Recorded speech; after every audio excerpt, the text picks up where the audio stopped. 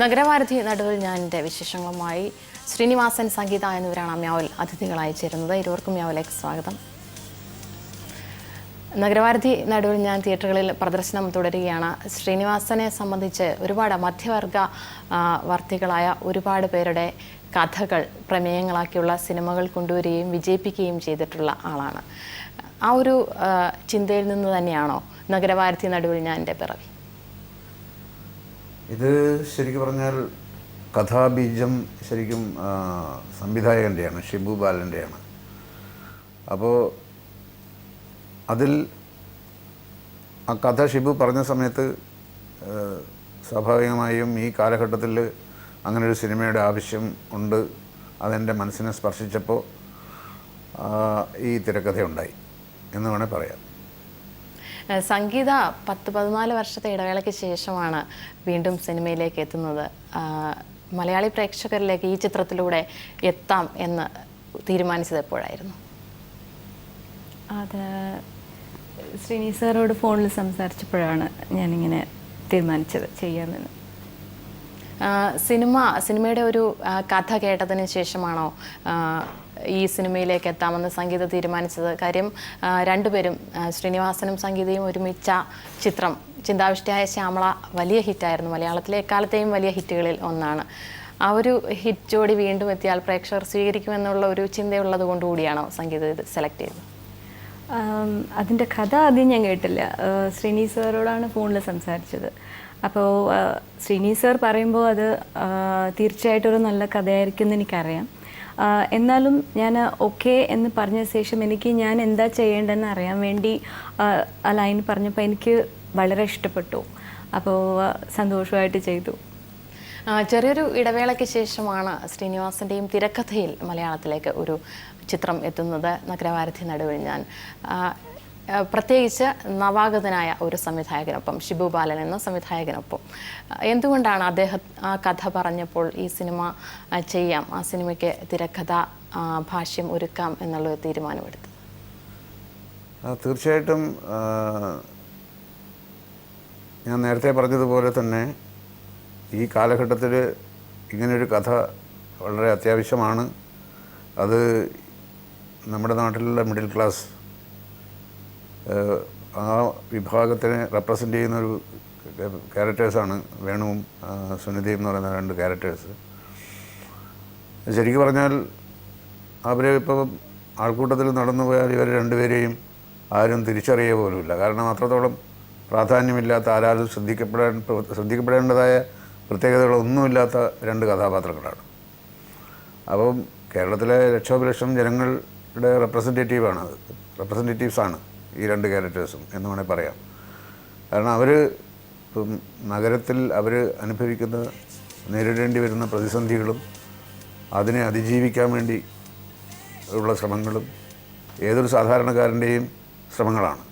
അപ്പോൾ അത്തരം ഒരു കഥ കാലഘട്ടത്തിൻ്റെ ആവശ്യമാണ് എന്ന് തോന്നിയപ്പോൾ, ആ കഥ എൻ്റെ മനസ്സിനെ സ്പർശിച്ചപ്പോൾ, പിന്നെ എഴുതുന്ന കാര്യത്തിൽ അത് എനിക്ക് വഴങ്ങുന്ന പോലെയുള്ള എൻ്റെ മറ്റ് മുൻകാല സിനിമകളുമായിട്ട് സാമ്യമുള്ളതുപോലെയുള്ള ഒരു കഥയാണെന്ന് വേണേൽ പറയാം. കഥയിൽ സാമ്യം ഉണ്ടോ ഇല്ലയോ എന്നുള്ളതിനേക്കാൾ കൂടുതൽ എനിക്ക് വഴങ്ങുന്നതായിരുന്നു അത് എന്നുള്ളതാണ് എന്നെ അതിലേക്ക് അടുപ്പിച്ച പ്രധാനപ്പെട്ട കാര്യം എന്ന് പറയുന്നത്.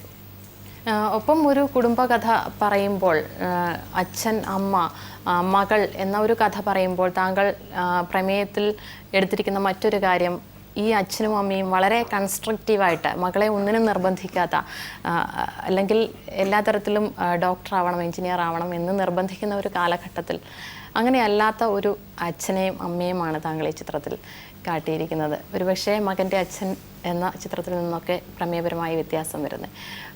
ആ ഒരു ചിന്ത എങ്ങനെയാണ് ഉണ്ടായത്? അതെ, മകൻ്റെ അച്ഛൻ എന്ന് പറയുന്നത് ഞാനും വിനീതും കൂടിയാണ് അച്ഛനും മകനുമായിട്ട് അഭിനയിച്ചത്. അത് ആളുകൾക്ക് ഇഷ്ടപ്പെട്ടൊരു സിനിമയായിരുന്നു. അതിനകത്ത് ഈ അച്ഛൻ എന്ന് പറയുന്ന ഞാൻ ചെയ്ത കഥാപാത്രം ശരിക്കും ഒരു സെക്കൻഡ് പോലും വിടാതെ മകനെ എഞ്ചിനീയറാക്കാൻ വേണ്ടി അതുപോലുള്ള സ്ഥലങ്ങളിൽ പഠിപ്പിക്കുകയും, പിന്നെ രാത്രി പരീക്ഷയ്ക്ക് പഠിക്കുന്ന സമയത്ത് പാത്രത്തിൽ വെള്ളം വെച്ച് കാൽ രണ്ടും അതിൽ പിന്നെ ഇട്ടിട്ട് അവന് ഉറക്കം വരാതിരിക്കാൻ വേണ്ടിയിട്ട് ഉറങ്ങാതെ ഇരുന്ന് പഠിക്കാൻ വേണ്ടിയിട്ടുള്ള അങ്ങനെ ഒരുപാട് കാര്യങ്ങൾ ചെയ്യുന്ന ഒരുപക്ഷെ ഒരു ഭ്രാന്തൻ്റെ ലെവലിലേക്ക് പോകുന്ന ഒരച്ഛനെയാണ് കാണിച്ചത്. അപ്പോൾ ഇത് ശരിക്കും പറഞ്ഞാൽ ഇത് മകളുടെ മാത്രം ആഗ്രഹമായിട്ടാണ് നമ്മൾ ഈ സിനിമയിൽ കാണിക്കുന്നത്. അത് എൻ്റെ തലച്ചോറിൽ ഉദിച്ച ആശയമല്ല. അത് ശരിക്കും സത്യം പറഞ്ഞാൽ അത് ഷിബുവിൻ്റെ ആശയമാണ്. ഒരുപക്ഷെ ഷിബുവിന് പരിചയമുള്ള ഏതെങ്കിലും ചുറ്റുപാടിൽ വെച്ചിട്ട് കണ്ടുമുട്ടിയിട്ടുള്ള കഥാപാത്രങ്ങളായിരിക്കാം ആ അച്ഛനും അമ്മയും ആ മകളും ഒക്കെ എന്നാണ് എനിക്ക് തോന്നുന്നത്.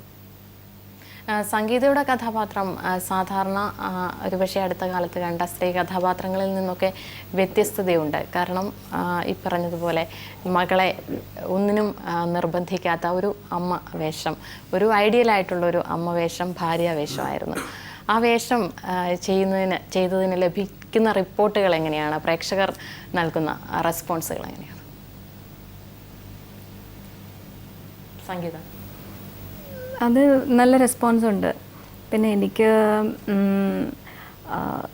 എൻ്റെ ഒരു പേഴ്സണൽ ഐഡിയ കൂടി അതാണ്. എൻ്റെ മോൾ ഭയങ്കര സ്പോർട്സ് ഫീൽഡിലാണ്. അപ്പോൾ എനിക്ക് I love to support her. അപ്പോൾ അങ്ങനെയാകുമ്പോൾ ഈ പടത്തിലുള്ള ഈ ക്യാരക്ടറും മോളെ ഭയങ്കര സപ്പോർട്ട് ചെയ്യുന്ന ഒരു ക്യാരക്ടറല്ലേ. സോ എനിക്ക് വളരെ ഇഷ്ടപ്പെട്ടു. പിന്നെ I got A good comments. ഒപ്പം ശ്രീനിവാസൻ ചിത്രം മറ്റ് പല തരത്തിലുള്ള മാലിന്യ പ്രശ്നം അഡ്രസ്സ് ചെയ്യുന്നുണ്ട്. ഒപ്പം തന്നെ താങ്കൾ വിപ്ലവ പ്രസ്ഥാനങ്ങളിലെ ജീർണത അഡ്രസ്സ് ചെയ്യുന്നുണ്ട്. അത്തരത്തിലുള്ള കുറേയേറെ സറ്ററിക്കലായിട്ട് കുറേയേറെ കാര്യങ്ങൾ പറഞ്ഞു പോകുന്നുണ്ട്. ഇത് ഷിബു ബാലൻ എന്ന സംവിധായകനും താങ്കളും ഒപ്പം ചേർന്നുള്ള തീരുമാനങ്ങളായിരുന്നു. എങ്ങനെയാണ് ആ ചിന്ത? തീർച്ചയായിട്ടും എല്ലാ കാര്യങ്ങളും ഞങ്ങൾ ഡിസ്കസ് ചെയ്തിട്ടാണ് ഇത് ചെയ്തത്. പ്രത്യേകിച്ചും ഷിബുവിൻ്റെ കഥയായതുകൊണ്ട് ഷിബുവിൻ്റെ ആഗ്രഹങ്ങളാണ് എന്നിലൂടെ പുറത്തു വന്നത്. പ്രത്യേകിച്ച് ഷിബു കഥാകൃത്തും സംവിധായകനുമാകുമ്പോൾ അദ്ദേഹത്തിന് സംതൃപ്തി ഉണ്ടാകുന്ന രീതിയിൽ ആ കഥ പറയാൻ എൻ്റേതായ രീതിയിൽ ഞാൻ ശ്രമിക്കുക മാത്രമാണ് ചെയ്തിട്ടുള്ളത്. ഒരുപക്ഷെ താങ്കൾ ഇത്രയും നാളത്തെ സിനിമാ ജീവിതത്തിൽ വർക്ക് ചെയ്തിട്ടിരിക്കുന്നതിൽ ഏറ്റവും കൂടുതൽ പ്രിയദർശൻ, സത്യനന്ദിക്കാട്, കമൽ എന്നിവരുടെ ഒപ്പമുള്ള എക്സ്പീരിയൻസ്, അതിൽ നിന്നൊക്കെ വ്യത്യസ്തമായ ഒരു അനുഭവമാകും ഷിബു ബാലനൊപ്പം ചെയ്യുന്നത്. അത് കൂടുതൽ ഒരു നവാഗതനൊപ്പം എത്തുമ്പോൾ ഒരു താങ്കളുടെ റെസ്പോൺസിബിലിറ്റി കൂടുതലായിരുന്നു. എങ്ങനെയായിരുന്നു? എപ്പോഴും നമ്മൾ പിന്നെ ഇതിനകത്ത് ഒരു കാര്യം, ഏറ്റവും പ്രധാനപ്പെട്ട കാര്യം ഒന്ന് ഞാൻ പറയാം. അതായത് സംവിധായകനും ഇപ്പം ഞാനും സത്യനന്ദിക്കാടെന്നും സിനിമ ചെയ്യുമ്പോഴും, ഞാനും പ്രിയദർശനും സിനിമകൾ ചെയ്യുമ്പോഴും, ഞാനും കമലും സിനിമകൾ ചെയ്യുമ്പോഴും എപ്പോഴും സംവിധായകൻ പറയുന്നത് എഴുത്തുകാരനായ എനിക്ക് മനസ്സിലാവണം, എഴുത്തുകാരൻ പറയുന്നത് സംവിധായകന് മനസ്സിലാവണം. ഭാഷ മലയാളമാണെങ്കിലും മനസ്സിലാവുന്നത് വേറൊരു ലെവലിലുള്ള കാര്യമാണ്. മനസ്സിലാവുക, ശരിയായ അർത്ഥത്തിൽ, പൂർണ്ണമായ അർത്ഥത്തിൽ മനസ്സിലാവുക എന്നത് ഭാഷയുടെ പ്രശ്നമല്ല. അത് ഭാഷയ്ക്ക് അപ്പുറത്തുള്ള എന്തോ ഒരു ധാരണയാണ്. അപ്പോൾ ആ ഒരു ആശയവിനിമയം നടന്നില്ല എങ്കിൽ ഒരു സംവിധായകനും എഴുത്തുകാരനും ഒന്നിച്ചിട്ട് സിനിമ ചെയ്യാതിരിക്കുന്നതായിരിക്കും നല്ലത്. കാരണം പരസ്പരം മനസ്സിലാവാതെയുള്ള ആരുടെയും അല്ലാത്ത ഒരു സിനിമയായിട്ട് അത് മാറിയെന്ന് വരും. അപ്പോൾ ഷിബുവിനെ സംബന്ധിച്ചിടത്തോളം TP ബാലഗോപാലൻ MA എന്ന് പറയുന്ന സിനിമയുടെ കാലം മുതൽ സത്യനന്ദിക്കാടിൻ്റെ കൂടെ അസിസ്റ്റൻ്റായിട്ട് വർക്ക് ചെയ്യുന്ന ആളാണ്. അപ്പോൾ ആ സിനിമകളിലൊക്കെ ഞാനുണ്ട്. എനിക്ക് തോന്നുന്നൊരു 10-15 സിനിമകളിൽ, സത്യനന്ദിക്കാടിൻ്റെ സിനിമകളിൽ ഷിബു വർക്ക് ചെയ്തിട്ടുണ്ട്. അപ്പോൾ എനിക്ക് അതിൻ്റെ ഒരു തുടർച്ച എന്നതിൽ കവിഞ്ഞ് ഷിബുവായിട്ട് യാതൊരു വിധത്തിലുള്ള, ഇപ്പം ചിന്താവിഷ്ടയായ ശ്യാമള എന്ന് പറയുന്ന സിനിമയിലും ഷിബു വർക്ക് ചെയ്തിട്ടുണ്ട്. അപ്പോൾ തീർച്ചയായിട്ടും അന്ന് ഞങ്ങൾ സംസാരിച്ചിട്ട് തന്നെയാണ് പല സംഭവങ്ങളും അന്ന് ഡിസ്കസ് ചെയ്തിട്ടുണ്ട്. അപ്പം ഞാൻ പറയുന്നത് ഷിബുവിന് മനസ്സിലാവും, ഷിബു പറയുന്നത് എനിക്ക് മനസ്സിലാവും. അതുകൊണ്ട് പ്രത്യേകിച്ചൊരു സ്ട്രെയിൻ അനുഭവപ്പെട്ടില്ല, ഇത്രയും കാലത്തെ പരിചയമുള്ളതുകൊണ്ട്. പ്രത്യേകിച്ച് സംഗീത വളരെ നാളുകളിലെ ഒരു ഇടവേളയ്ക്ക് ശേഷമാണ് സംഗീത എത്തുന്നത്. കേട്ടിടത്തോളം സംഗീത പലപ്പോഴും സിനിമയുമായിട്ടുള്ള യാതൊരു കോണ്ടാക്റ്റും ഇല്ലാതെ കഴിയുകയായിരുന്നു. ഈ സിനിമയിലേക്ക് വരുമ്പോൾ, അഭിനയിക്കുമ്പോൾ, വീണ്ടും മൂവി ക്യാമറയ്ക്ക് മുൻപിലെത്തുമ്പോൾ എങ്ങനെയായിരുന്നു? ടെൻഷൻ ഉണ്ടായിരുന്നോ? എന്തായിരുന്നു അനുഭവം? ടെൻഷൻ, ഡിസൈഡ് ചെയ്യാനുള്ള ടെൻഷൻ മാത്രമേ ഉണ്ടായിരുന്നുള്ളൂ. ബാക്കി വൺസ് ഡിസൈഡ് ചെയ്ത ശേഷം ടെൻഷൻ എനിക്കല്ല, ഡയറക്ടർ സാറിനും ശ്രീനി സാറിനും മാത്രമാണ്. അപ്പം ശ്രീനിവാസൻ, താങ്കൾ സംഗീതയെ തന്നെ കാസ്റ്റ് ചെയ്യാം, ആ ഒരു ചിന്താവിഷ്ടയായ ശ്യാമളയുടെ വിജയ തുടർച്ച തന്നെ ഉണ്ടാകും എന്നുള്ളൊരു പ്രതീക്ഷ കൊണ്ടുകൂടിയായിരുന്നോ സംഗീതയെ കാസ്റ്റ് ചെയ്തത്? സംഗീതയെ കാസ്റ്റ് ചെയ്തത് ഞാൻ ഒരാൾ മാത്രമാണ് എന്ന് പറയാൻ പറ്റില്ല. അത് ഷിബുവിൻ്റെയും സാരഥി എന്ന് പറയുന്ന നിർമ്മാതാവിൻ്റെയും അങ്ങനെ സാരഥിക്ക് ഉപദേശം കൊടുത്തിട്ടുള്ള മറ്റാരുടെയെങ്കിലും ഒക്കെയോ അങ്ങനെ പലരുടെയും ആവാം. അപ്പോൾ അത് എന്നോട് പറഞ്ഞപ്പോൾ സ്വാഭാവികമായിട്ടും അത് ഒരു വിജയ ചിത്രത്തിൻ്റെ ഓർമ്മ പുതിയൊരു ചിത്രത്തിന് ഉണ്ടാകുന്നത് തീർച്ചയായിട്ടും നല്ലതാണ് എന്ന് തോന്നിയപ്പോൾ ഞാനത് അതിനുവേണ്ടി സംഗീതയെ വിളിച്ച് സംസാരിക്കുകയാണ് ചെയ്തത്. ശരിക്കും പറഞ്ഞാൽ അതാണ് സത്യം.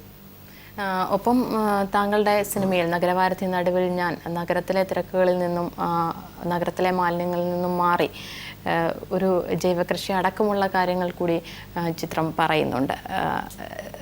താങ്കൾ സ്വയം അത്തരത്തിലുള്ള വ്യക്തിപരമായും അത്തരത്തിലുള്ള കാര്യങ്ങളിൽ തൽപരനാണ്. കൃഷി അടക്കമുള്ള കാര്യങ്ങൾ ചെയ്യുന്നുണ്ട്, ജൈവകൃഷി അടക്കമുള്ള കാര്യങ്ങൾ. ഏറ്റവും ആപ്റ്റായിട്ട് ആവേശം ചെയ്യാൻ പറ്റിയ ആളും താങ്കൾ തന്നെയാണ്. ഈ ജൈവകൃഷി അടക്കമുള്ള കാര്യങ്ങൾ സിനിമയിലേക്ക് എങ്ങനെയാണ് വന്നത്? അതും ഞാൻ പറയാം, ഇത് എല്ലാവരുമായിട്ടുള്ള ഒരു ചർച്ചയുടെ അടിസ്ഥാനത്തിൽ പുതിയ കാലഘട്ടത്തിൽ നമ്മുടെ മുഖ്യമന്ത്രി തന്നെ പറഞ്ഞിരിക്കുന്നത് 2016 ആവുമ്പോഴേക്കും സമ്പൂർണ്ണ ജൈവ സംസ്ഥാനമായി കേരളം മാറ്റും എന്നാണ്. അപ്പം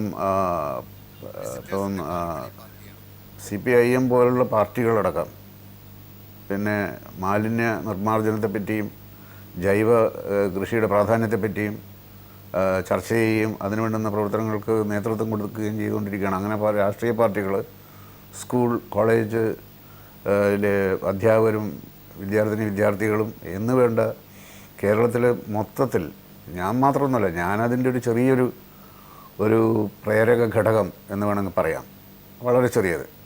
അപ്പം എല്ലാവരും ഇത് ഒരാൾ മാത്രം വിചാരിച്ചാൽ നടക്കുന്ന കാര്യമല്ല. നമ്മളിപ്പം ശരിക്കും പറഞ്ഞാൽ ഇപ്പം ഒരു വർഷം 35,000 ക്യാൻസർ രോഗികൾ കേരളത്തിൽ പുതുതായി ഉണ്ടാകുന്നു എന്നാണ് കണക്ക്. അപ്പോൾ പഴയ ക്യാൻസർ രോഗികൾ അവിടെ തന്നെ ഉണ്ട്. എങ്ങനെയാണ് ക്യാൻസർ വരുന്നത്? പണ്ടൊക്കെ ആളുകൾക്ക് സംശയമായിരുന്നു ക്യാൻസർ വരുന്നത് പിന്നെ ദൈവത്തിൻ്റെ ശാപം കിട്ടിയതുകൊണ്ടാണ്, അല്ലെങ്കിൽ വിധിയാണ്. അങ്ങനെ പല രീതിയിലും അതിനെ വ്യാഖ്യാനിച്ച് ഇപ്പോൾ വിധി ആർക്കും തടുക്കാൻ പറ്റില്ല എന്നുള്ള പഴഞ്ചൊല്ല് പറയുന്നുണ്ടല്ലോ. പക്ഷേ ഇപ്പോഴത് മനസ്സിലായി, നമ്മളുടെ ജീവിത രീതിയാണ് മിക്കവാറും രോഗങ്ങൾ നമുക്ക് ഉണ്ടാക്കി തരുന്നത്. അതിൽ പ്രധാനപ്പെട്ട ഒന്നാണ് ആഹാരം എന്ന് പറയുന്നത്.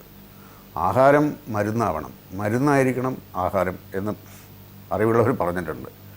അപ്പോൾ നമ്മൾ മരുന്ന് കഴിക്കാതെ തന്നെ നമ്മൾ നല്ല ആഹാരം കഴിക്കുമ്പോൾ അത് നല്ല മരുന്ന് കഴിക്കുന്നത് പോലെയാണ് പല രോഗങ്ങളെ പ്രതിരോധിക്കാൻ നമ്മുടെ ശരീരത്തിന് സാധിക്കും.